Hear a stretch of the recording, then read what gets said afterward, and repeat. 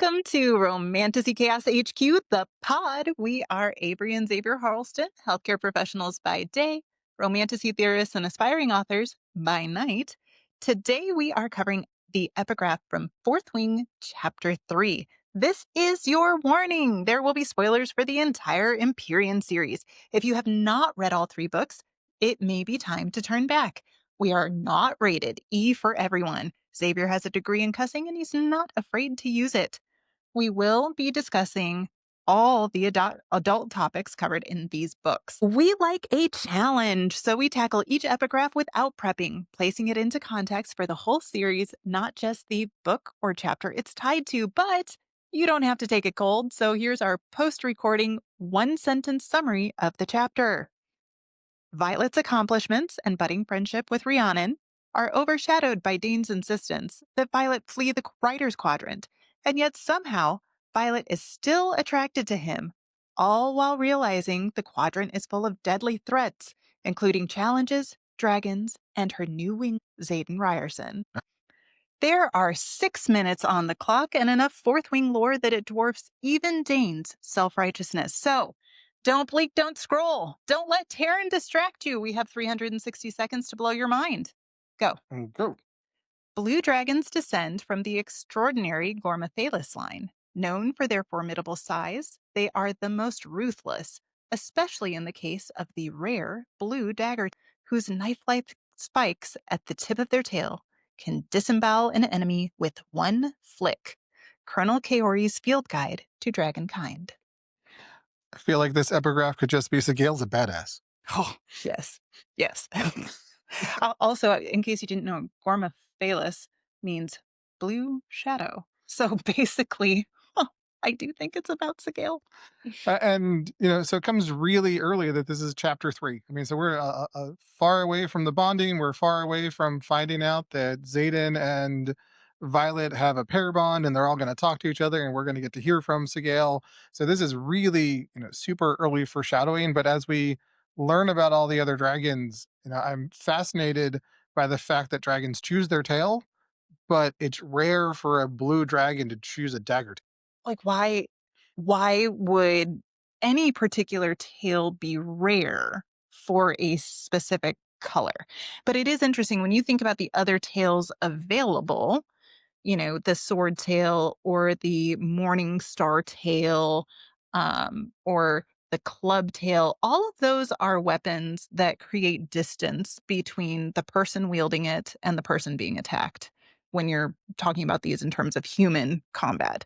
But a dagger is something that is up close. It is personal. It's like the most intimate way to of the tales available, the most intimate way to attack someone. Yeah, I mean, we were talking earlier about how, Violet uses daggers because there's a discussion about how larger weapons don't fit her build and her body side. But, Sigale and the Blue Dragons are, the largest and formidable.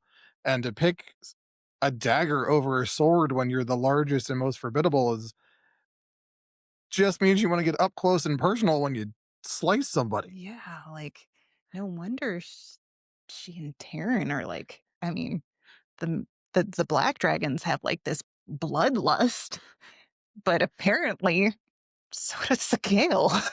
Like, wow. Well, and there's the commentary with the tale of understanding that she wants to get up close and personal with her kills, and then there's her selection of Xaden, and they're described as ruthless here, but what was it? Xaden was relentless.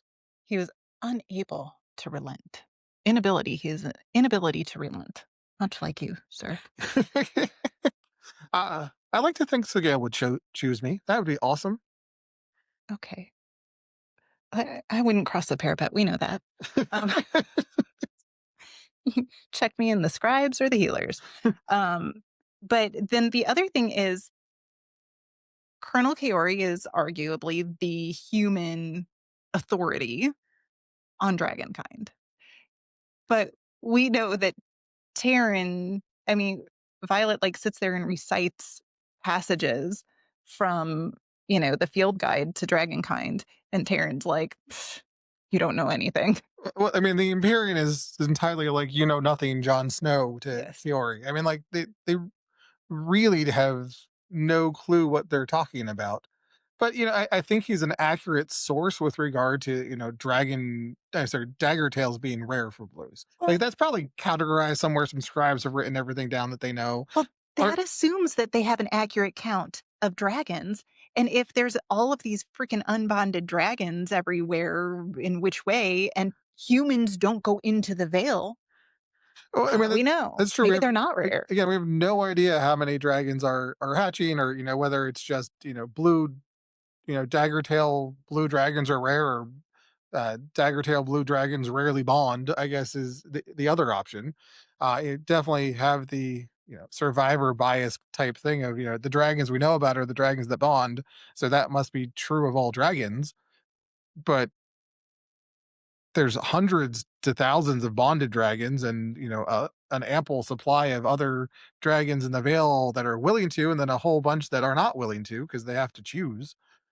So yeah, it's possible it's just completely a wrong count of true blue dragons. But I do think it says a lot about Sigale that she chose a dagger tail.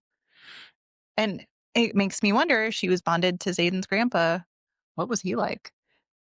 And I also find it very interesting that we think that blue dragons and Dune are connected. Mhm. So picking the dagger tail, sword and shield, book and claw, there's not really like what's the opposite of the dagger. So I can see where maybe the real count is rare on the dagger tails, because it's not the most logical choice.